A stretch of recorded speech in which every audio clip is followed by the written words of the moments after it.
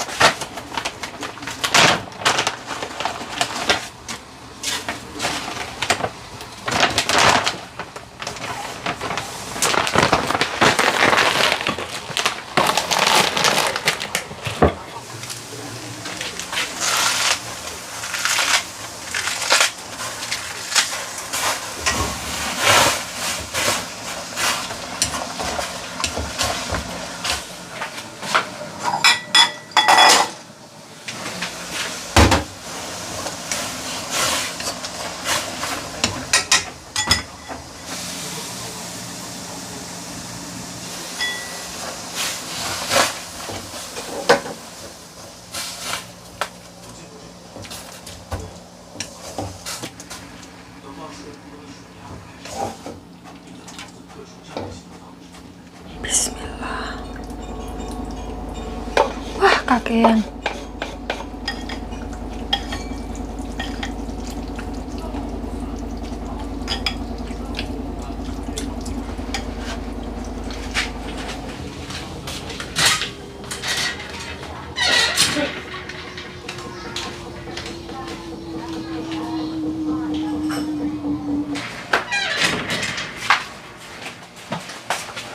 Halo, assalamualaikum warahmatullahi wabarakatuh. Ketemu lagi dengan Dian di Taiwan. Hari ini sudah beraktivitas seperti biasanya Mbak Bu Besti. Video-video di Indonesia semuanya sudah selesai. Jadi kan saya sudah cerita ya. Jadi sudah tidak ada lagi yang mau saya ceritakan. Oh iya, belum deng. Ada satu cerita lagi tentang WC. WC, jangan kepleset WC ya. WC. WG. Hah? J bahasa Inggrisnya apa? G ini G ya. Saya laling ini kimalian. Barusan jemur baju, terus kemudian ngopeni Mak De. Sekarang Mak De sudah tidur, Mbak Bu Besti. Saya ini nyambi beres-beres ya, karena baru belanja kemarin. Kemarin itu cuman saya lebok-lebokkan, saya delep-delepkan saja karena tidak sempat Mbak Bu Besti. Terus kemarin itu beli makeup ini biar kalau seumpamanya bener-bener tidak punya waktu untuk masak mie, jangan masak mie, tidak punya waktu kok iramen gitu. Tapi ya kadang-kadang memang seperti itu Mbak Bu Besti, kalau Mak De itu lagi amoniaknya lagi tinggi itu benar-benar nggak sempat kayak gitu. Soalnya kalau ditinggal sebentar saja itu tuh takutnya itu beliau itu kayak polah obah atau gimana terus gelundung atau jatuh, itu kan malah repot gitu. Jadi harus full ditunggoi. Makanya kalau seumpamanya Mak De lagi seperti itu ya harus siap ini makeup. Saya beli kemarin itu beli 3, tapi yang satu sudah saya emplok. Ini yang rasa soto, ini yang goreng. Ini dari Indomie semuanya karena nggak tahu kenapa mie sedap itu tidak masuk supermarket Taiwan. Jadi yang masuk supermarket Taiwan itu cuman Indomie. Itu pun sering sekali kena sidak Mbak Bu Besti. Jadi kayak kena cekal gitu. Kena cekal itu kayak nggak boleh beredar di pasaran karena mengandung pestisida. Jadi di Taiwan itu tuh bahan pengawet itu tuh ada aturannya, batas minimalnya itu berapa. Di Indonesia juga sebenarnya ada peraturannya, cuman batas minimal antara Indonesia sama Taiwan itu berbeda kayak gitu loh. Kalau di Indonesia itu masih dianggap aman, di sini itu sudah dianggap kayak berbahaya, kayak bisa menyebabkan penyakit ini itu kayak gitu loh Mbak Bu Besti. Jadi biasanya itu setiap berkala itu dicek, dikontrol kayak gitu sesuai standar atau tidak. Kalau tidak sesuai standar ya ditarik dari peredaran, terus kemudian kayak di apa nih kayak diproduksi ulang kayak gitu yang sesuai standar gitu loh Mbak Bu Besti. Oke, sekarang saya mau menceritakan soal WJ atau WJ. Sebenarnya saya itu males banget bahas mantannya bapak itu karena ya kayak mana beliau itu kan kemarin kita kan sudah berpisah ya, berpisah secara resmi baik agama maupun negara. Terus kemudian kita menjalani hidup masing-masing. Jadi orang barunya dia itu kan bukan urusan saya sebenarnya, seperti itu. Dan saya juga malas ngurusin. Cuman karena yang terakhir ini, yang kemarin betina terakhir itu tuh agak sekilo tidak jangkep. Terus kemudian menyeret-nyeret nama saya, diobral-obral kemana-mana, dan dia ngatain saya ini pelakor, dia ngatain saya ini perempuan hina, terus sumpah serapahnya itu nyumpai saya itu jelek banget, terus kemudian dia juga nyumpain anak saya, terus kemudian nyeret-nyeret nama ibu saya. Jadi saya nggak bisa tinggal diam. Makanya kemarin itu saya bereaksi. Yang sudah ngikuti Instagram saya tahulah ya bagaimana saya mengelok-ngelokkan dia, karena ya sebenarnya dia pantas mendapatkan yang lebih dari itu. Cuman karena saya itu masih manusia ya toh, saya masih manusia, masih punya budi pekerti, masih punya akal yang sehat, jadi saya masih bisa mengempat kayak gitu Mbak Bu Besti. Seperti yang tak bilang, sebenarnya orang barunya Bapak E setelah berpisah sama saya itu bukan urusan saya. Saya tidak mau ngurusi, saya tidak mau ikut campur kayak gitu, karena ya kita sudah menjalani hidup masing-masing. Tapi saya harus tarik nafas ini Mbak Bu Besti, kalau tidak nanti emosi saya meledak-meledak kalau mengingat kata-katanya WJ ini. Jadi dari awal Bapak E kayak menjalin relationship sama betina satu ini, itu si betina ini sudah menyeret saya masuk ke dalam lingkaran hubungan mereka kayak gitu. Saya yang diseret masuk, bukan oleh Bapak E tapi sama betina ini. Dan ternyata bukan cuman saya aja, mantan-mantan bapaknya yang lain itu juga diseret masuk. Bagaimana saya tahu? Karena kemarin semuanya itu DM saya Mbak Bu Besti, jadi memberitahukan, mendudoi saya kalau si betina ini itu tuh begini kayak gitu. Semuanya diceritakan ke saya. Jadi saya tahu, oh ternyata tidak hanya mulutnya aja yang berbisa, tapi memang kelakuannya kayak dajjal. Jadi dia itu awal-awal menjalin relationship sama Bapak E itu tuh tiba-tiba DM saya Mbak Bu Besti. Saya nggak tahu mereka itu berhubungan itu berapa lama, mulainya kapan itu saya tidak tahu, dan saya juga tidak niat mencari tahu. Jadi dia itu awalnya itu DM saya. Waktu itu kan saya sering bikin story kayak gitu, bikin pertanyaan-pertanyaan kayak gitu. Awalnya dia itu sudah DM saya, tapi karena saya itu tidak mutualan sama dia, saya tidak fallback, jadi DM-nya dia itu masuk ke spam kayak gitu. Jadi saya tidak tahu kalau dia itu DM. Terus kemudian waktu saya bikin story lagi, ada kayak pertanyaan. Waktu itu kalau nggak salah itu tahun 2024 kalau nggak salah. Ini semuanya, nggak semuanya sih, sebagian saya rangkum di sini, karena kalau tidak, orang macam kayak dia itu kalau nggak dilawan sama jejak digitalnya itu dia itu mangkir kayak gitu.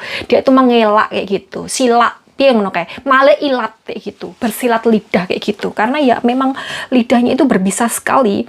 Jadi dia itu waktu itu saya tuh bahas nama anaknya Endel. Waktu itu anaknya Endel itu masih bayi kayak gitu. Terus kemudian dia itu bingung nama. Terus kita itu guyonan-guyonan kayak gitu Mbak Bu Besti. Dan waktu itu tuh masih rame-rame perkara Agus itu loh ya. Agus sedih itu, tahu kan?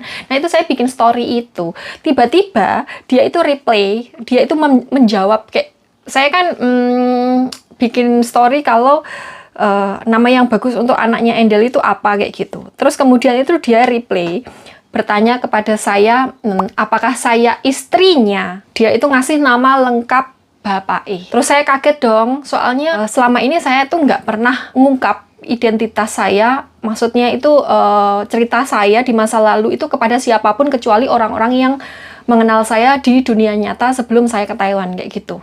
Jadi yang tahu tentang cerita saya itu cuman teman-teman sekitar saya, orang-orang yang mengenal saya sebelum saya berangkat ke Taiwan, dan teman-teman dekat saya kayak gitu. Yang lainnya itu saya pikir nggak perlu tahu ya.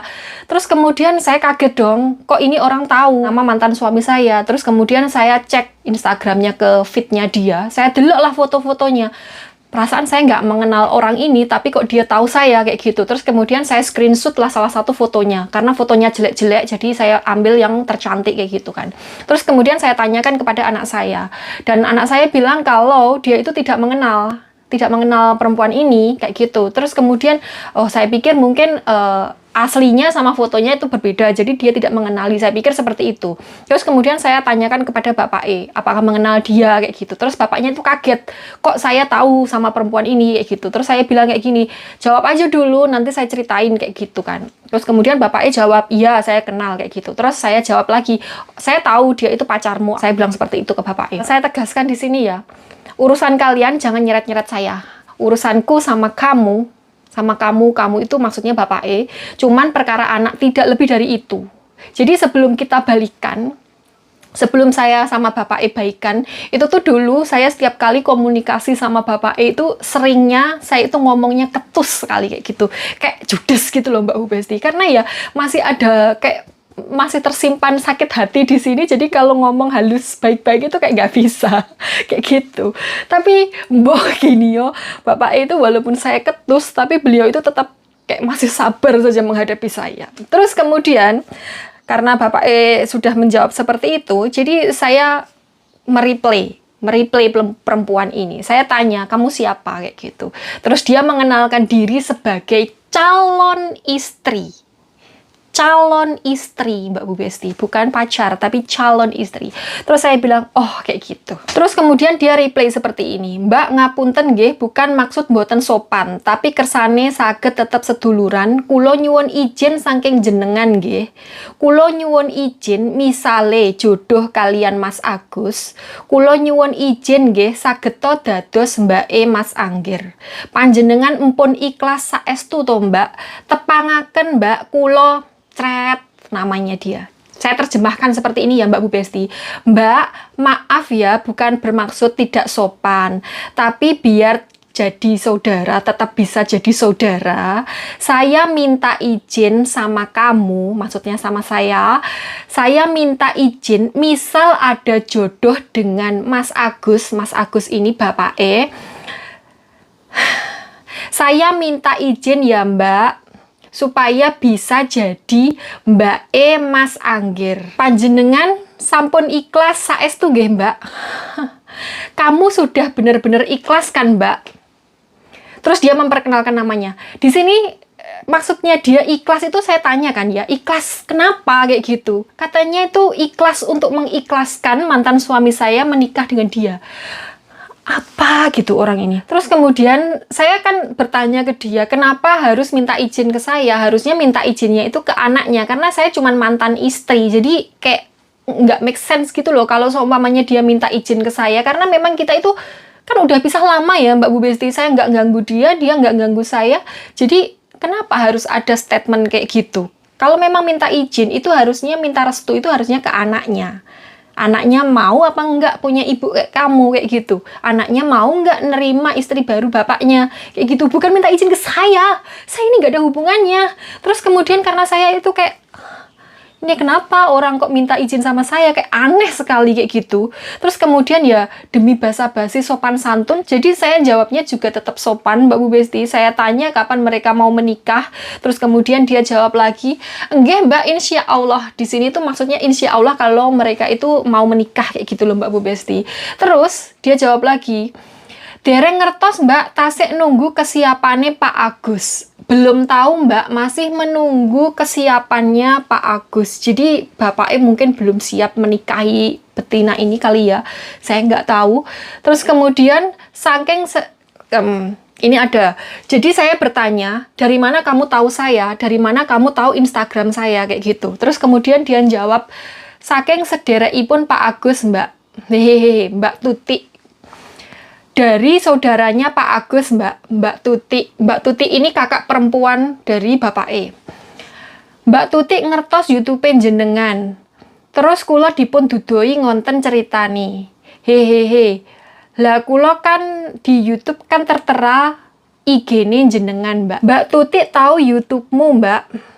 Terus saya diceritain gitu. Nah, kan di YouTube-mu ada tertera IG saya maksudnya. Jadi ceritanya ini ceritanya diceritain sama mantan kakak ipar saya. Terus kemudian dia lihat di YouTube saya dan di situ kan ada IG saya. Nah, dia tahu IG saya dari situ katanya. Tapi ini saya nggak percaya. Saya mengira dia pasti dia yang ngorek-ngorek Kenapa saya bisa berpikir seperti itu? Karena awalnya mungkin saya berpikir iya mungkin diceritain sama mantan mbak ipar saya, tapi lama-kelamaan setelah melihat perilaku dia, saya berpikir oh ini pasti dia yang ngorek-ngorek sendiri, dia yang cari tahu siapa mantan istrinya kayak gitu, terus kemudian dikasih tahu lah kayak gitu. Jadi bukan, menurut saya ya, bukan dia diceritain, tapi emang dia yang sengaja ngorek-ngorek kayak gitu. Terus kemudian berlanjut ya Mbak Bu Besti, kula tanglet ngonten wingi kan teng jenengan kalian Pak Agus nggih pun dangu.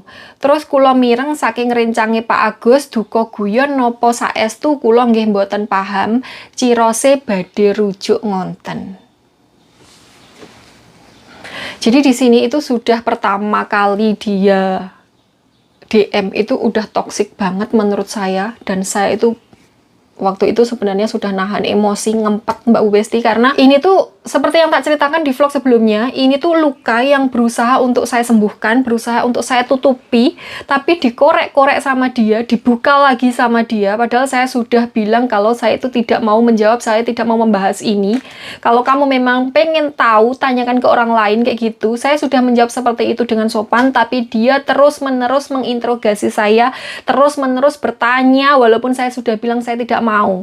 Dan itu sangat tidak sopan sekali ya Mbak Bu Besti. Kalau kalian memang statusnya janda, terus kemudian mau menikahi duda dan mencari latar belakang dari si duda ini, boleh memang bertanya kepada mantan istrinya atau siapapun, boleh. Tapi kalau yang bersangkutan tidak berkenan, kalian juga harus tahu diri, tahu adab, tahu sopan santun, jangan memaksa orang lain. Karena kalian tidak tahu apa yang pernah dia lewati sampai detik ini kayak gitu. Jadi tahu adab ya. Di sini dia itu kayak bertanya kepada saya, dulu itu pisahnya kenapa? Dulu kenapa bisa sampai bercerai padahal sudah menikah lama sekali. Jadi saya bercerai dengan bapaknya itu pernikahan kita kurang lebih sekitar 10 tahunan kurang lebih. Terus kemudian dia bertanya, apa tidak sayang pernikahan sudah selama itu, terus kemudian bercerai. Urusanmu apa? Bertanya seperti itu. Urusanmu apa? Mau sayang kayak mau enggak kayak urusanmu apa? Kamu itu orang baru, tidak perlu bertanya seperti itu. Itu bukan urusanmu, bukan ranahmu. Dia itu dengar dari teman-teman Bapak E. Dia itu diceritain sama teman-teman Bapak E, katanya kalau kita itu mau rujuk, padahal saya itu nggak ngapa-ngapain Mbak Bu Besti. Saya di Taiwan, saya nggak ngapa-ngapain, saya nggak pernah nyenggol mereka, saya nggak pernah ganggu mereka. Terus kemudian dia tiba-tiba datang, terus ngomong seperti itu, siapa yang nggak emosi? Padahal saya diem, saya nggak pernah genit-genitan, saya nggak pernah telepon Bapak, saya nggak pernah komunikasi, kecuali kalau memang ada urusan urgent tentang anak. Dan waktu itu memang Devan itu baru saja lulus SMA dan dia itu bingung mau kemana, mau kuliah atau mau daftar tentara atau mau daftar polisi atau mau kemana, itu dia bingung. Dan ini memang butuh pertimbangan kedua orang tuanya. Seharusnya dia itu tahu kalau dia itu mau menikahi duda yang punya anak. Seharusnya dia itu tahu kalau memang mantan suaminya dia sudah nggak peduli sama anak-anaknya. Tidak berarti bapak-bapak yang lain itu juga sama kayak mantan suaminya. Seharusnya dia itu mikir kayak gitu. Dan heran saya, padahal saya itu nggak pernah ganggu. Maksudnya saya itu tahu diri, saya itu tahu batasan mana saya bisa berkomunikasi sama bapak tentang anak. Saya itu nggak pernah melewati batas itu. Terus kemudian dia itu setelah DM pertama itu ya, sampai kurang lebih itu sampai berbulan-bulan itu isi DM-nya itu terus menjelek-jelekkan Bapak E. Jadi dia itu mengorek-ngorek tentang keburukan Bapak E itu, dicari-cari itu dari semua orang terdekat, dari saudara, dari teman, dari pokoknya dari orang-orang yang kenal sama Bapak itu, semuanya itu dikorek-korek, dicari tahu. Dia diudal keburukannya itu, diudal, dikorek-korek kayak gitu loh Mbak Bu Besti. Terus kemudian diceritakan kemana-mana. Ya kalau dia itu memang mencari tahu latar belakangnya Bapak E maksudnya untuk jadi bahan pertimbangan ini bisa diteruskan ke jenjang pernikahan atau tidak kayak gitu, itu memang seharusnya memang seperti itu. Tapi kalau dikorek-korek terus kemudian semua orang ditanyain, terus kemudian diceritakan lagi kemana-mana, kalau seperti ini itu sudah kayak di luar batas menurut saya loh ya. Jadi nggak cuman saya yang ditanyain tentang keburukan Bapak E, ternyata saudara, teman, terus mantan-mantan yang lainnya pun juga ditanyain dan kemudian diceritakan lagi. Jadi kayak misal saya cerita apa kayak gitu ya, ini nanti diceritakan ke orang lain, ke orang lain, ke orang lain, ke mantan-mantan yang lain. Terus dapat cerita dari mantan yang lain diceritakan ke teman-temannya Bapak E yang lain, diceritakan ke saya juga dan diceritakan kemana-mana kayak gitu. Jadi dia itu kayak golek bahan gosip terus digosipkan kemana-mana kayak gitu. Tapi dia tetap berharap, masih tetap berharap bersanding sama Bapak E kayak gitu, kurang lebihnya seperti itu, paham kan maksud saya? Jadi dia itu mencari keburukan, terus kemudian keburukannya ini disebar kemana-mana, tapi dia masih tetap berharap kalau Bapak itu tetap sayang, tetap bersanding, tetap disandingnya, tetap mau menggenggam tangannya, tetap mau berjalan sama dia. Ya normalnya wong normalnya loh mbak, kayak gitu. Kalau saya pun, kalau seumpamanya saya kenal laki-laki yang seperti itu, ya tak tendang dase. Lah sudah mencari-cari keburukan, kalau seumpamanya mencari-cari keburukan, mencari-cari kejelekannya, minusnya kayak gitu, terus untuk bahan pertimbangan kayak gitu, ya masih normal, ya wajar kalau gitu. Tapi kalau seumpamanya sudah diceritakan kemana-mana itu, apalagi ngobrol nama saya. Jadi menurut cerita yang saya dapat pas waktu saya pulang kemarin, ini ceritanya dari semua orang termasuk teman-teman Bapak E. Jadi setiap kali dia itu, betina ini, ketemu siapapun yang kenal Bapak E, itu tuh selalu diminta nomor WA. Selalu diminta nomor WA. Nah, kalau seumpamanya si Bapak E ini ditelepon atau di WA itu slow respon, dia selalu nelpon dan WA orang-orang ini, ditanyain di mana posisinya, lagi ngapain sama siapa. Semuanya, saudara, teman, mantan-mantannya, dan semuanya ditanyain, termasuk saya. Dan ini rumangsa saya itu sudah sangat mengganggu sekali, karena saya kan tidak mau ngurusin mantan ya, terus kemudian saya tiba-tiba ditelepon itu, kalau sekali ditelepon nggak diangkat kan sudah ya, berarti orang ini sibuk, berarti orang ini tidak mau diganggu kayak gitu. Enggak, dia spam call, jadi telepon sampai berkali-kali kayak gitu. Pernah suatu kali dia mungkin telepon Bapak E, nomornya sibuk, terus kemudian ganti nelpon saya, nomor saya sibuk, dan itu dia spam call berkali-kali Mbak Bu Besti. Bagaimana saya tahu? Saya bilang, saya screenshot, kemudian saya kirimkan ke Bapak E, nih betinamu seperti ini, dia spam call berkali-kali, maksudnya apa? Ganggu sekali tahu, kasih tahu betinamu, saya bilang seperti itu kan. Terus kemudian Bapak E bilang, dia juga spam call saya segini banyaknya, kayak gitu. Jadi dia itu mencurigai kalau kita itu teleponan. Padahal waktu itu Devan itu lagi panas-panasnya, karena dia itu sedang tes kalau nggak salah itu tes Rikmin, dia tes Rikmin, pemeriksaan administrasi, jadi kayak butuh konsentrasi kedua orang tuanya juga. Jadi kita itu mikirin anak, tapi dia itu mikirin pengen dikawinin. Kayak gitu. Ya kalau seumpamanya dia tidak mengganggu nggak masalah Mbak Bu Besti, tapi dia itu mengganggu saya banget. Terus kemudian itu dia cerita kemana-mana kalau saya itu tetap berkomunikasi sama Bapak E kayak gitu. Ya maksud lo, kita itu punya anak dan anak kita itu lagi butuh kita berdua. Padahal saya itu sudah menjelaskan kepada dia kalau saya itu memang berkomunikasi kalau sama Bapak E, tapi itu pun sebatas orang tua, karena memang anak kita lagi butuhin kita. Nanti kalau anak saya sudah lolos, saya itu pamit undur diri, saya tidak akan mengganggu kalian. Saya itu bilang seperti itu. Dan bahkan ketika dia bertanya tentang saya, apakah Bapak itu menghubungi saya jawab dengan jujur. Yo, how? Saya jawab dengan jujur. Terus kemudian dia itu bertanya, Bapak chat apa? Saya screenshot semua chat Bapak saya kirimkan ke dia. Kurang piyen neh. Itu pun saya itu masih diomongkan kemana-mana kalau saya itu pelakor, saya ganggu hubungannya dia, mentol tak suwek lambe ini tenan. Iklan dulu Mbak Bu Besti, dipanggil Mak D. Mak D minta susu kedelai, jadi beliau sudah bangun. Oke, saya teruskan ya. Jadi ini tuh WA saya kepada Yang Mulia Betina WC itu. Jadi saya bilang seperti ini, tak kirimi screenshotannya ya Mbak, tapi ojo mikir reno-reno. Saya kirimkan screenshotannya ya Mbak, tapi jangan berpikir macam-macam. Terus kemudian dia jawab, oke Mbak, aman. Terus kemudian saya jawab lagi, kulo komunikasi kalih Bapak Angger nggih namung sebatas orang tua. Pokok ojo mikir kulo enek opo-opo kalih Bapak Angger loh. Saya komunikasi dengan bapaknya Angger cuman sebatas orang tua. Pokoknya jangan berpikir yang tidak-tidak. Saya bilang seperti itu, terus kemudian saya kirimkan screenshotan chatnya kita. screenshotan chatnya kita. Jadi setiap kali dia tanya, saya langsung screenshot kirimkan ke dia. Setoksik itu, bayangkan. Padahal saya itu nggak pernah macam-macam, nggak pernah ganggu. Saya sudah jelaskan di awal, dia yang pertama itu menyeret saya masuk. Dia setiap kali berantem sama bapak itu selalu curhat ke saya lah. Terus saya jawab, bagaimana Mbak Besti? Saya itu mantan. Saya itu mantan, bukan mantan pacar, tapi mantan bini, mantan istri. Terus kemudian setiap kali dia ada masalah sama bapak, dia itu curhat sama saya. Terus saya harus jawab gimana? Saya jawab gimana coba? Dan itu saya sudah berkali-kali bilang ke dia.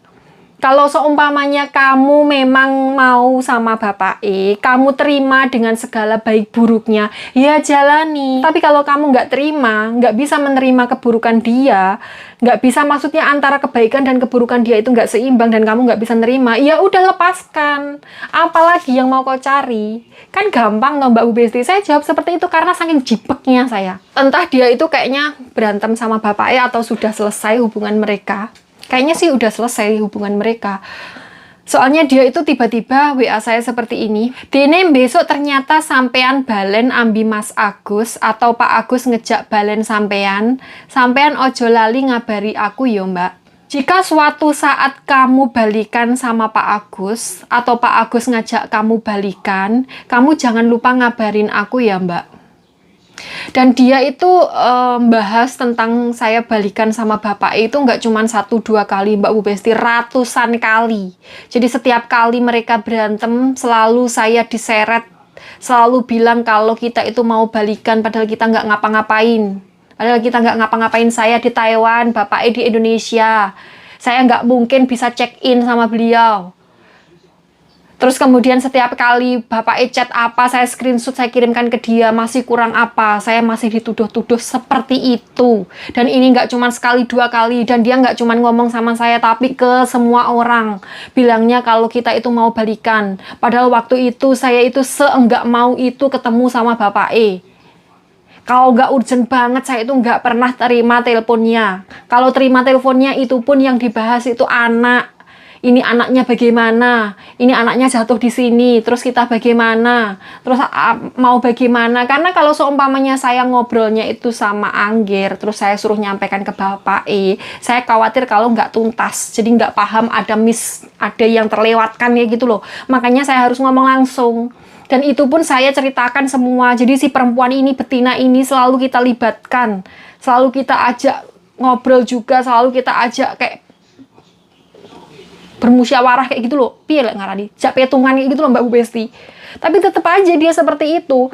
Jadi setiap kali dia berantem sama bapak itu selalu curhat ke saya, terus kemudian dia itu selalu bilang nanti kalau seumpamanya balikan jangan lupa undang saya. Dan itu nggak cuma sekali 2 kali, tapi berkali-kali. Terus kemudian saya dapat cerita dari bapak kalau ternyata betina ini itu tuh mendatangi semua mantan-mantani bapak Jadi mantan-mantan pacarnya dulu, nggak tahu. Mantan suami saya itu setelah berpisah sama saya kayaknya laris sekali, banyak janda-janda yang mengejar beliau yang minta dinikahin. Saya itu sampai enggak tahu. Terus si betina satu ini, WJ ini tuh mendatangi mantan-mantan bapak sampai pernah berantem di tempat kerja salah satu mantani bapak katanya mantani bapak tapi bapaknya tidak mengakui kalau pernah berhubungan sama perempuan yang itu kayak gitu. Jadi dilabrak di tempat kerjanya. Berantem hebat di situ sampai nyumpahin anak saya Mbak Besti. Ya tidak secara langsung sih nyumpahinnya, tapi bilang seperti ini. Pokoknya anak keturunannya Pak Agus, pokoknya hidupnya bakal sengsara, kejungkel-jungkel seperti itu. Lah anaknya cuma 1 anak saya. Terus maksudnya itu yang mana lagi? Kalau bukan nyedak nih, bukan nyumpahin anak saya. Dan saya sebagai ibunya, anak saya disumpahin seperti itu. Apa ndak muntap saya? Apa ndak marah saya? Apa ndak emosi saya? Untungnya saya di Taiwan. Kalau seumpamanya saya di Indonesia, pasti langsung tak datangin rumahnya. Tak suwek lambe nih mesti langsungan. Kayak ini direwangi jungker walik golek ini anak ben uripe mulya. Trimo teko-teko gara-gara minta dikawinin sampai nyedak-nyedak nih anakku sampai seperti itu loh. Apa nggak emosi saya? Jangan emosi banget. Jadi setiap kali dia ngechat saya, setiap kali dia menghubungi saya, itu saya langsung screenshot, saya langsung kirimkan ke saudara saya, ke bule saya, pak lik saya, ibu saya kirimkan juga ke bapak biar dia tahu kelakuan betinanya itu kayak ngapa. Saya itu takutnya, saya khawatir nanti di belakang saya Dia itu menjual nama saya, kayak memfitnah saya kayak gitu. Jadi dia yang ngorek-ngorek, dia yang tanya saya, terus kemudian nanti takutnya, khawatirku, dia itu cerita kemana-mana bilangnya saya yang ngasih tahu. Kayak gitu, padahal saya nggak ngasih tahu apa-apa. Jadi saya antisipasi duluan Mbak Bu Besti, dan ternyata feeling saya benar. Kejadian tenan. Ternyata dia benar-benar menjual nama saya kemana-mana. Dia bilang kalau saya yang ngasih tahu kayak gini, padahal saya nggak pernah ngomong apa-apa. Terus ya itu, langsung saya kirimkan semua screenshotan saya kepada orang yang ngasih tahu saya. Baca sendiri. Saya bilang kayak gitu ke semua orang. Dan ternyata dia begitu itu nggak cuman sama saya doang Mbak Bu Besti, sama teman-teman Bapak E yang dimintai nomor WA ini tadi, terus sama mantan-mantan Bapak E yang lain juga seperti itu. Sampai kalian tahu tempat nongkrong Bapak E itu, kayak kalau tempat nongkrongnya itu misalnya ini di tempat A kayak gitu. Nah di tempat A itu kayak misal ada warung kelontong, sampai yang punya warung kelontong ini pun juga dimintai WA, ditanyain apakah Bapak E ada di situ sama siapa, sedang ngapain. Ini WA tanggal 28 September 2025, jadi awal dia menghubungi saya itu tanggal 4 Desember 2024. Nggak tahu mereka mulai menjalin hubungan kapan, cuman dia itu mulai menghubungi saya itu setahu saya tanggal itu. DM sebelum itu saya kurang tahu karena masuk spam. Jadi dia bilang seperti ini, iki sing sedang tak perjuangne dino iki Mbak. Jadi mungkin mereka lagi berantem, terus kayaknya Bapak E sudah di ujung kesabarannya. Karena saya tahu Bapak E ini tuh kontrol emosinya itu, beliau itu bagus banget. Jadi waktu saya jadi istrinya beliau dulu, itu tuh mau semarah apapun saya, mau sembedak-bedak, mau sengamuk-ngamuk sekalipun saya banting apapun, itu beliau itu tetap tenang, tetap kalem kayak gitu. Jadi kalau seumpamanya beliau itu sudah marah, sudah emosi, sudah gentenan ngamuk, berarti itu sudah di luar batas. Biasanya seperti itu. Terus kemudian ini saya pikir, ini menurut perkiraan saya waktu itu ya, mungkin karena sudah sangat keterlaluan sekali dia mempermalukan laki-laki. Jadi dia ini seperti yang tak ceritakan di depan, dia itu mencari keburukan Bapak E itu di saudara, teman, mantan-mantannya itu semuanya dikorek-korek. Kan nggak semua orang itu bisa menyimpan rahasia ya Mbak Bu Besti. Ada yang suka ngomong terus kemudian dibumbon-bumboni kayak gitu. Kalau saya ini sudah mengenal lama, soalnya kita sudah berhubungan, kita pacaran itu dari masih sama-sama umbelen. Jadi saya tahu betul bagaimana watak dan perilaku Bapak E itu seperti apa. Terus kemudian si betina ini, si WJ ini menceritakan semuanya ke saya. Jadi saya itu bisa menyaring, oh ini benar, oh ini tidak benar, oh ini dibumboni. Saya itu tahu semuanya seperti itu. Terus kemudian kalau diceritakan ke orang lain yang tidak mengenal Bapak E keseluruhannya, ya kemungkinan mereka ya percaya-percaya aja kayak gitu. Terus kemudian si betina ini juga pinter sekali ngomong. Jadi dia itu manipulatif banget, pinter banget ngomong, pinter banget molak-malik omongan, itu pinter banget. Bagaimana saya tahu? Karena saya sudah berkomunikasi bolak-balik sama dia. Saya itu bisa menilai manusia seperti apa dia itu. Terus kemudian sebenarnya saya itu males banget Mbak Bu Besti, kayak berantem sama mantannya itu kayak apalah, kayak rebutan wong lanang apa. Cuman karena dia itu menyeret nama saya, terus menyebarkan keburukan nama saya kemana-mana, jadi saya harus klarifikasi. Takutnya nanti jadi bahan omongan di belakang saya, jadi bola liar di belakang saya. Jadi saya harus membersihkan nama saya harus membersihkan nama orang tua saya, karena dia juga menyeret ibu saya. Terus kemudian saya juga harus melindungi anak saya. Jadi saya terpaksa melakukan ini. Kalian paham kan? Jadi, jangankan saya, manusia. Pitik saja yang anaknya kau pijak, dikabrok kowe. Kok jangankan manusia. Hah. Untungnya saya di Taiwan, dia bertingkah seperti ini, saya di Taiwan. Kalau sama mama di Indonesia bertingkah seperti ini, tak parah nih, tak kekrek lambi nih. Terus di sini saya menjawab ya Mbak Bu Besti. Aku gak iso memberi saran opo-opo Mbak. Wedi sampean salah tompo, tapi demi Allah aku gak duwe niatan rujuk, aku gak duwe niatan rusuh-rusuh. Saya nggak bisa memberi saran apa-apa Mbak. Takut kamu salah tompo ya Boh? Takut kamu salah paham. Tapi demi Allah saya tidak punya niatan untuk rujuk. Saya nggak punya niatan untuk mengganggu. Jadi memang saya dulu itu memang nggak mau itu rujuk sama Bapak. Sudah saya ceritakan di vlog sebelumnya karena masih sakit hati. Kalian tahu sebabnya kenapa saya sampai mau diajak balikan sama bapak ya kalian bisa mendelok vlog sebelumnya ya toh. Terus kemudian dia menjawab, enggak mbak, paham kulo mbak. Iya mbak, saya paham. Padahal dia sudah menjawab seperti itu. Dia sudah menjawab seperti itu. Tapi dia masih mengeler-ngeler nama saya dan saya dikatain pelakor, pengganggu, perebut laki orang, perempuan hina. Laki siapa yang saya rebut? Kamu sudah dinikahin belum? Kalau masih pacaran, jangan berlagak seperti istri sah. Nggak usah saya jadi pelakor kalau saya mau diajak balikan dari dulu sudah dibuang itu mantan-mantannya semuanya. Saya jawab begini Mbak Bu Besti.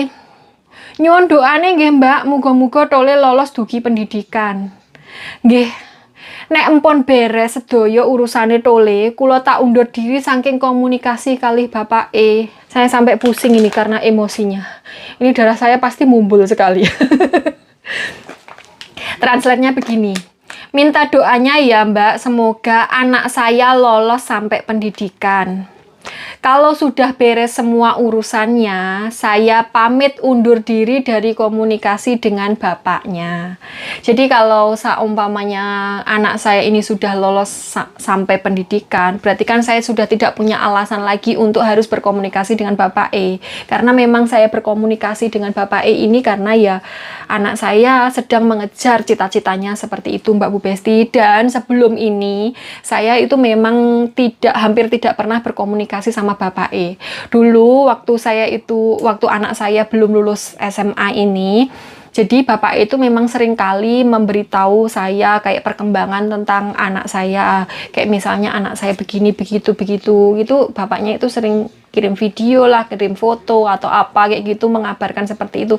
Tapi saya tidak pernah merespon. Kalaupun saya merespon, itu saya meresponnya ala kadarnya karena saya memang tidak mau memberi harapan ke bapak untuk kayak saya masih mau baikan sama kamu kayak gitu, saya nggak mau karena waktu itu ya masih sakit hati, masih kayak gitu loh Mbak Bu Besti. Jadi saya tidak mau itu sama bapak Jadi ketika beliau ngajak komunikasi saya, ya saya jawabnya itu masih judes, masih kayak no respon kayak gitu loh Mbak Bu Besti.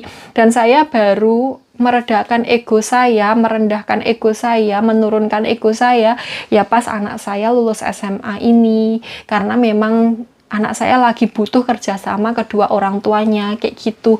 Dan itu saya sudah jelaskan ini ke betina satu itu, tapi nggak tahu dia itu mungkin otaknya itu nggak nyampe, jadi mungkin kayak kata-katanya itu nggak sampai ke otaknya dia, jadi dia tidak bisa mencerna kata-kata saya, mungkin seperti itu Mbak Bu Besti, makanya bikin ulah terus kayak gitu. Terus kemudian dia itu jawab seperti ini, nggih Mbak, pasti kulo sekeluarga ndongakne Tole lolos, pokok donga sing baik gawe Tole. Iya Mbak, pasti saya dan sekeluarga saya pasti mendoakan anak saya yang terbaik untuk anak saya. Dia jawabnya seperti itu. Sebenarnya itu kalau di depan saya itu dia itu ngomongnya kayak baik, tapi di belakang saya amit-amit jauh baik. Naudzubillah min dalik kelakuan nih. Terus kemudian kalau tidak salah itu awal Oktober itu saya dikasih kabar sama anak saya kalau dia itu dikasih tahu sama bapaknya kalau bapaknya itu sudah bubaran sama betina itu. Jadi kalau seumpamanya ditanya apa-apa, kayak nggak usah direspon kayak gitu. Terus kemudian anak saya itu juga bilang ke saya kalau bapaknya itu sudah bubaran sama betina satu itu. Jadi kalau ada apa-apa kita nggak usah ikutan, nggak ada untungnya. Anak saya itu bilang seperti itu sama saya. Terus saya pikir bubaran ini maksudnya itu cuman break atau memang sudah selesai kayak gitu. Waktu saya tanya seperti itu, anak saya jawabnya enggak tahu kayak gitu. Terus kemudian kalau nggak salah itu sekitar tanggal 11 Oktober atau 12 Oktober malam itu tuh Bapak itu bilang kalau beliau habis dari rumah saudara saya. Terus kemudian saya tanya ngapain kayak gitu kan. Terus kemudian bilang kalau mau main kayak gitu. Karena basa-basi atau saya bingung mau jawab apa waktu itu. Jadi kayak basa-basi doang. Itu saya bilang seperti ini ke bapak. Saya jawab kayak gini. Oh, saya pikir mau cari rewang kayak gitu. Terus beliau bertanya lagi, rewang apa? Rewang itu kayak mau nyari orang yang untuk bantuin hajatan kayak gitu loh Mbak Bu Besti. Rewang itu itu kalau seumpamanya kita ada hajat, terus kemudian ada orang yang dimintain tolong untuk bantu-bantu sementara kayak gitu, itu namanya rewang. Biasanya itu yang dicari itu tetangga atau saudara-saudara yang dekat kayak gitu. Terus kemudian kan bapaknya bertanya, rewang apa? Terus saya bilang seperti ini, katanya mau nyunat nih kayak gitu ya. Saking basa-basinya bingung mau ngomong apa ya Mbak Bu Besti. Nyunat nih itu kitanan kayak gitu. Kitanan. Ya sebenarnya siapa juga yang mau disunat nih. Soalnya sudah gede anaknya dan semuanya di situ nggak ada yang mau dikitan kayak gitu. Terus kemudian bapaknya itu nelpon saya. Terus nggak tahu kenapa tiba-tiba beliau itu bilang kalau dia itu sudah selesai sama si betina satu itu. Saya juga bingung kenapa kok beliau itu bilang seperti itu ke saya. Jadi waktu ditelepon itu saya juga bingung mau jawab kayak gimana. Terus kemudian perempuan ini tanggal 26 Oktober 2025 ngechat saya lagi. Assalamualaikum, Mbak pripun kabari? Bertanya kabar saya. Tole angger sampun dugi nopo Mbak Tese. Jadi dia bertanya, anak saya sudah sampai apa tesnya? Terus saya tiba-tiba langsung berpikir, kok dia masih bertanya seperti itu ke saya? Berarti dia nggak ada komunikasi kah sama Bapak E kayak gitu. Kalau dia ada komunikasi sama Bapak E, mestinya dia tahu dari Bapak E kayak gitu, nggak perlu tanya ke saya. Saya pikir seperti itu.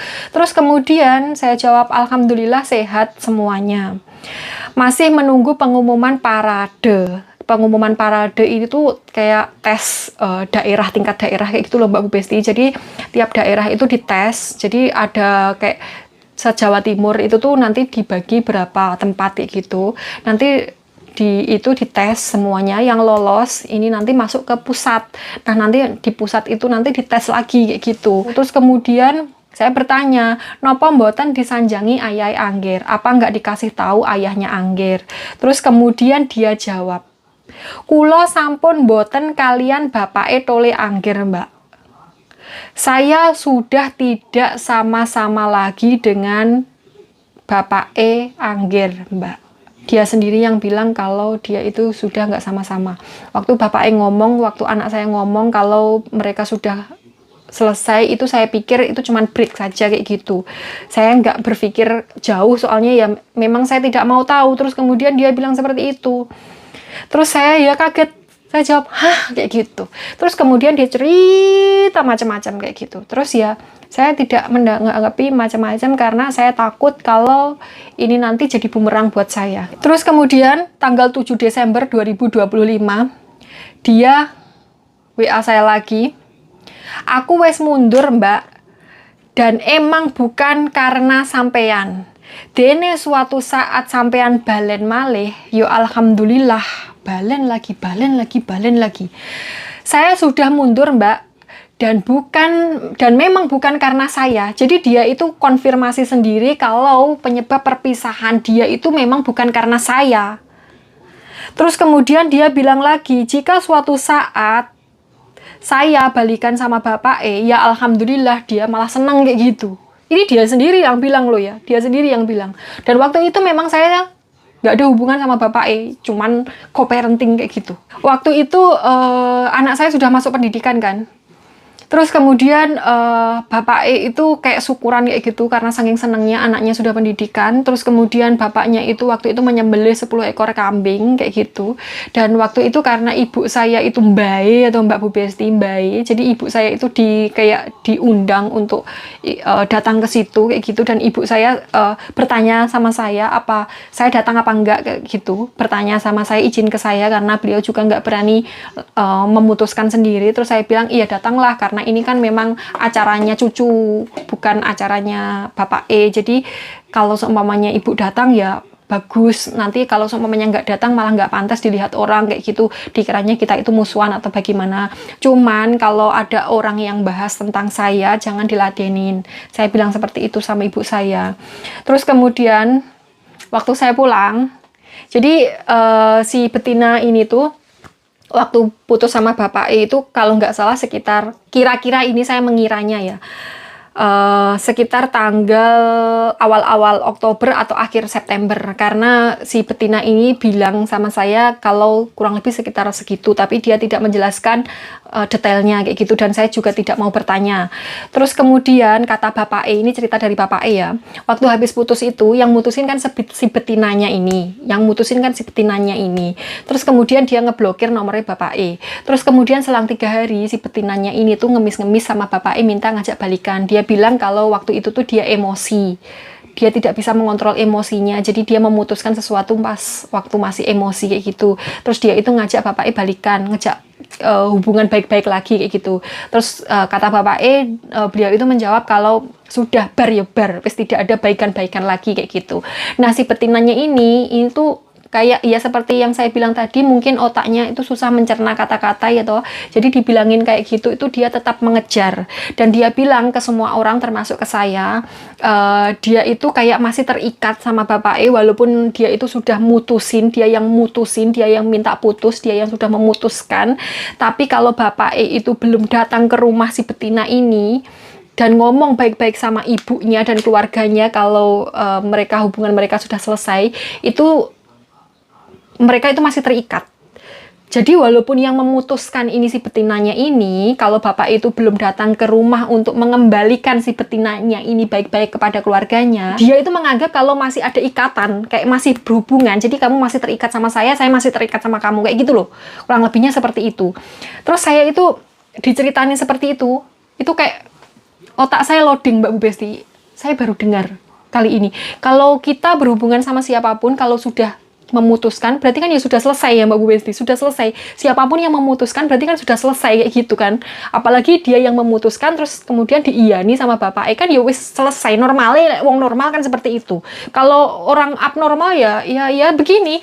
Terus kemudian ini waktu saya pulang ke Indonesia ya. Jadi dia itu waktu anak saya pelantikan, itu dia berkali-kali tanya ke saya, WA saya, apakah saya mau pulang, apa saya pulang kayak gitu. Saya tahu dia itu takut banget kalau saya pulang terus kemudian saya balikan sama Bapak E.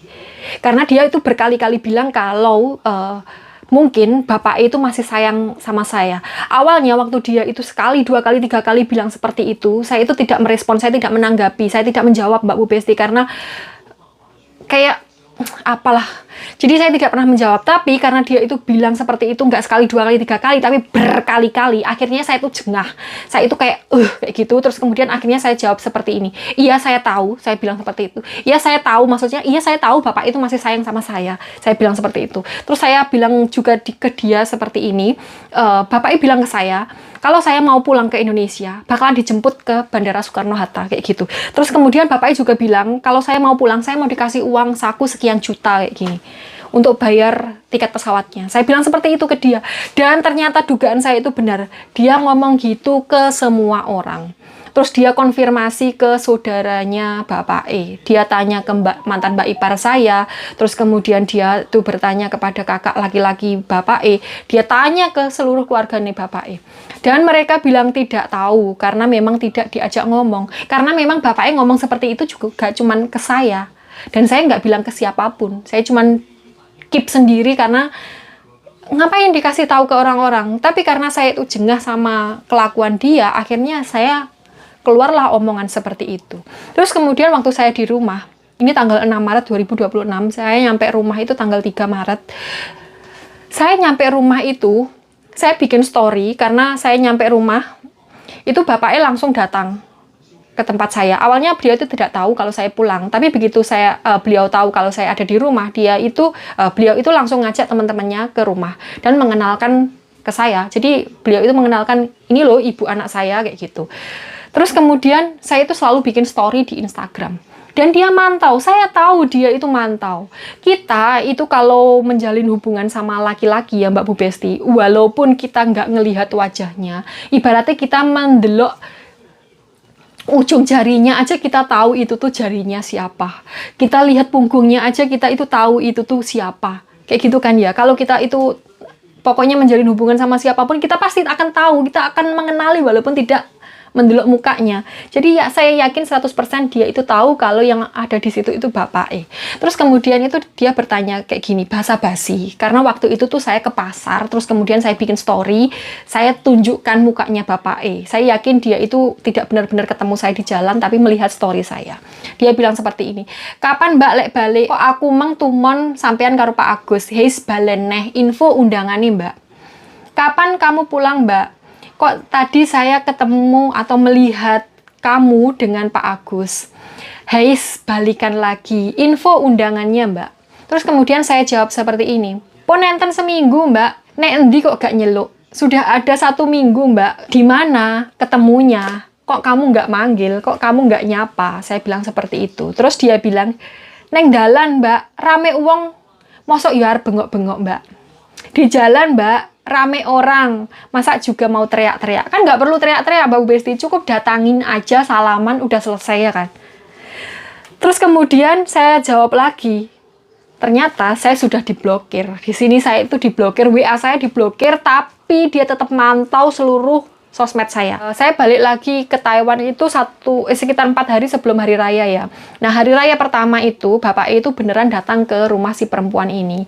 Sebenarnya bapak ini sudah bertanya kepada saya, kepada anak saya, kepada seluruh warganya, perlu tidak datang ke tempatnya betina ini. Terus keluarganya itu semuanya menjawab, kok sudi men, buang-buang waktu men kayak gitu. Terus dia itu juga bertanya, bapak ini juga bertanya kepada anaknya, kepada anak saya. Terus anak saya menjawab, kalau nggak tahu malu ya datang aja kayak gitu. Semuanya itu melarang. Tapi bapak di sini itu nekat tetap harus ke sana biar si betina ini nggak gangguin saya terus. Jadi nggak menjadi batu sandungan di dalam hubungan kita.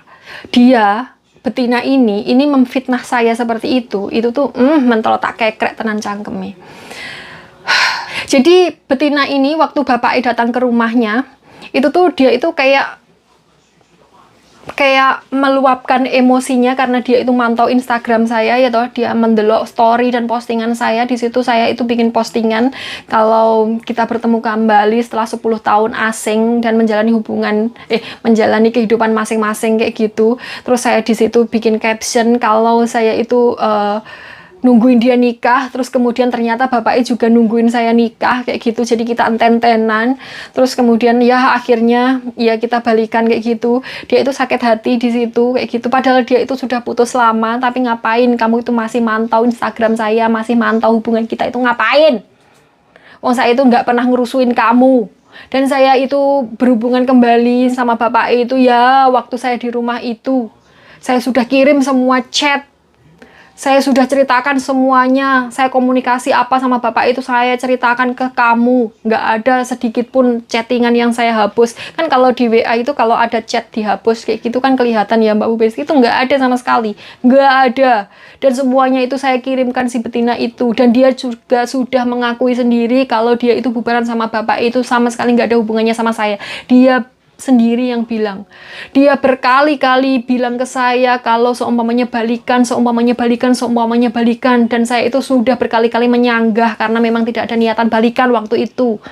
Dia berkali-kali memojokkan saya dan waktu itu tuh saya sudah mengempet emosi saya. Tapi ternyata dia itu kayak terus menyulut emosi saya. Jadi waktu bapaknya datang ke situ itu dia bilang macam-macam kayak gitu. Terus bapaknya ke situ tuh nggak sendirian ya, sama adik perempuannya. Dan adiknya itu bilang seperti ini ke si betina itu, kamu sendiri yang mutusin. Nggak ada yang maksa, nggak ada yang nyuruh, nggak ada yang mojokin kamu. Kamu sendiri yang mutusin. Dan jarak antara kamu mutusin bapaknya sama jarak saya pulang itu tuh lama, berbulan-bulan. Jadi kamu jangan sekali-kali nyalain saya, maksudnya kamu jangan sekali-kali nyalain ibunya Angger, kamu jangan sekali-kali nyalain saya, kamu jangan sekali-kali melibatkan saya. Semua itu keputusan kamu sendiri, jadi kamu harus nerima, kamu harus ikhlas apapun itu. Terus dia bilangnya, ya ikhlas itu sulit, ya salah dewe, mau sudah berbulan-bulan. Kok kayak dia putus terus kemudian saya langsung hohohihe karo bapak ngono ya patut no kowe ngamuk-ngamuk mencak-mencak. Oh saya di Taiwan, bapak di Indonesia dan dia yang konfirmasi sendiri seperti itu loh. Terus kemudian dia waktu saya bikin story di Instagram, dia ngerespon. Karena saya tahu dia itu masih mantau Instagram saya, terus kemudian dia chat sama bapak di situ kan saya bilang kalau dia ngeblokir saya, tapi masih mantau pakai akun Instagram lain kayak gitu. Tapi dia menyangkal, dia bilangnya dia tidak pernah mantau. Tapi teman-temannya itu banyak yang follow saya, terus kemudian setiap kali saya bikin story itu selalu dikirimkan ke dia. Jadi logikanya seperti ini. Mungkin temennya ini pengangguran yang gabut sekali ya toh. Jadi kalau seumpamanya saya sehari bikin story 20 kali, ini mungkin temannya screenshot 20 kali postingan saya itu dan dikirimkan ke dia. Mungkin temannya ini gabut sekali ya toh, pengangguran akut, nggak punya kerjaan lain selain mantengin story saya. Mungkin seperti itu ya, barangkali seperti itu. Terus kemudian di sini saya itu saking jengkelnya ya, karena dia itu kata-katanya dia yang bilang kemana-mana kalau saya itu merusak hubungan dia. Terus kemudian saya pelakor, saya dikatain perempuan hina lah, macam-macam, disumpahin macam-macam. Itu karena saking emosinya. Terus saya bilang seperti ini, opo aku ngerebut bojomu kok nggak ontran-ontran jari ini aku sing gawe kowe kalian berdua bubaran kayak gitu. Translate-nya seperti ini, apa aku merebut suamimu kok kamu bikin cerita kemana-mana kalau aku yang bikin kalian bubaran. Terus dia jawab seperti ini, aku apa tahu muni ngerebut, aku mana pernah bilang merebut. Saya jawab lagi, lah kenapa ceritamu ke orang-orang aku yang bikin kalian bubar? Aku nyapo emangnya? Memangnya aku ngapain? Saya bilang seperti itu. Di sini saya itu kalau seumpamanya dia bilang iya, memang saya yang merebut, saya yang bikin mereka bubaran, saya minta bukti. Kemudian dia bilang seperti ini, heh nuwun sewu, aku blas ora tahu ngarang cerita neng wong-wong lek sampean sing gawe aku bubar.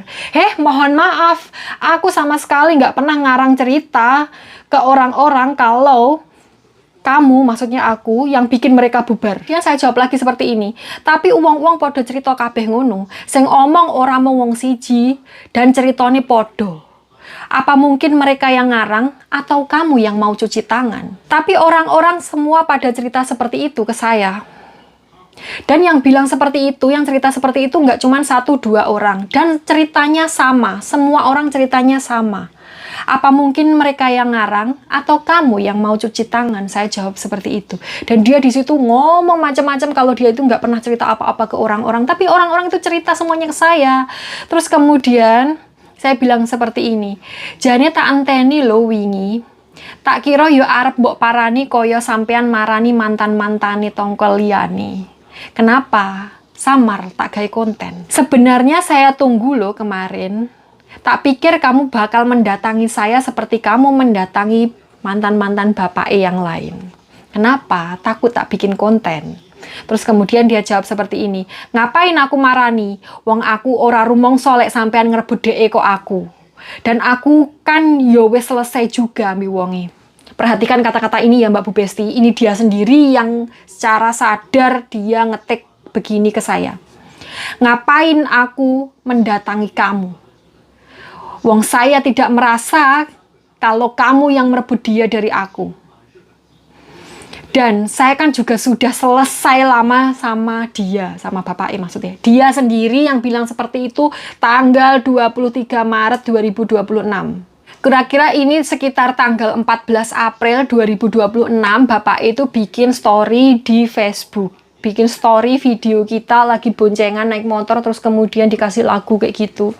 Terus kemudian dia screenshot tengah malam jam 00.01 dia screenshot dan kirim WA ke mantan mbak ipar saya seperti ini. Ngene biyen nyapa dadak njaluk aku lek atine ae sik demen rung move on. Jebul sik urung suwi putus karo aku wis geleman kambi kuwi. Dadak kakean rengkek kakean pola ampre iso buyar mbi aku ben ora ketara dhek sing salah akhirnya bersikaplah sepenake dhewe nyepelekne sak penak udele ya Gusti Allah ndak sare. Waktu kui pancen seleksi paling jujur gawe buka sak tenane. Terus kemudian dikirimkan ke saya WA-nya dia ini dan saya kirimkan ke teman-teman saya yang kebetulan mengenal si betina satu ini. Terus kalian tahu respon teman-teman saya seperti apa? Jadi teman-teman saya ini nggak cuma 1-2 orang yang merespon seperti ini dan semuanya bilang seperti ini. Kenapa dia bawa-bawa Gusti Allah? Emang dia sudah mu'alaf. Saya kaget tuh. Kaget kenapa kok bisa berkata-kata seperti itu dan katanya dia ini setiap kali Wong dia itu nggak pernah sholat kayak gitu katanya. Setiap kali diajak sholat, dia itu selalu beralasan kalau dia mens. Jadi setiap kali diajak sholat itu dia alasannya mens, nggak pernah sholat kayak gitu. Terus kemudian dia ngapain bawa-bawa Gusti Allah. Jadi gini translate-nya ya Mbak Bu Besti. Begini dulu kenapa dadak ya apa ya? Begini dulu kenapa dulu kok meminta aku kayak gitu. Kalau hatinya masih suka dan belum move on. Jadi dia itu kayak kenapa dulu kamu mendekati aku kalau kamu belum move on kayak gitu. Jebul seurung suwi putus karo aku wis geleman karo kuwi. Ternyata belum lama putus sama aku sudah murahan. Sudah mau-mau aja balikan sama dia, maksudnya sama aku. Dadak kakean rengkek.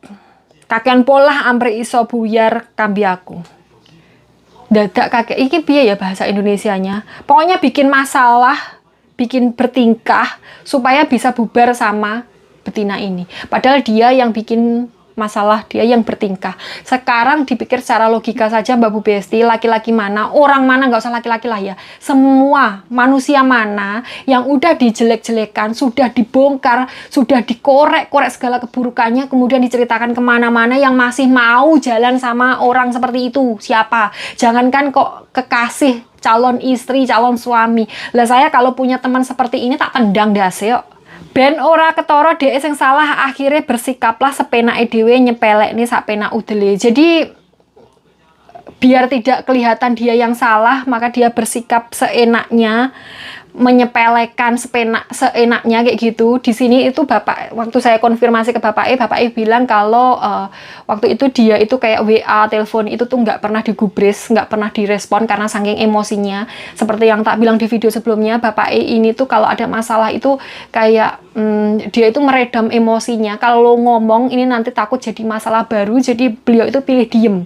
Kalau beliau marah itu beliau itu pilih diem kayak gitu, biar tidak jadi masalah baru kayak gitu. Ya Gusti Allah ndak sare, ya Gusti Allah itu nggak tidur kayak gitu. Waktu pancen Seleski paling jujur nggih buka sak tenane. Waktu adalah memang alat terbaik untuk membuka semua tabir kayak gitulah Mbak Bu Besti. Dia bilang gini tanggal 14 April 2026, padahal dari awal saya pulang ke Indonesia itu dia sudah tahu kalau saya jalan sama Bapak E. Dan tanggal 6 Maret kemarin dia bilang kalau ketemu kita berdua. Terus ini maksudnya komentar seperti ini, maksudnya WA seperti ini buat apa? Kalau dia itu sudah tahu dari lama. Terus baru WA seperti itu buat apa? Waktu saya bilang ke teman-teman saya, salah satu teman saya itu nge-replay, jadi menjawab, dan ini tuh kayak make sense banget. Dia itu kayak merasa kalau dia itu cuman dijadikan pelampiasan. Ini dia yang merasa ya Mbak Besti. Dia itu merasa kalau dia itu cuman dijadikan pelampiasan. Terus dia itu merasa kalau sayangnya ke dia sama sayangnya ke saya itu tuh berbeda. Perlakuannya selama masih sama dia, sama perlakuannya sama ke saya itu tuh berbeda. Jadi dia itu mungkin berpikir seperti ini, waktu sama saya kok nggak begini, kok begini. Nah waktu balikan sama saya, kok berbeda sekali waktu sama dia kayak gitu loh Mbak Besti, paham kan maksud saya? Jadi waktu Bapak E ini berhubungan sama betina ini kok perlakuannya berbeda sekali dengan waktu Bapak E itu berhubungan sama saya kayak gini.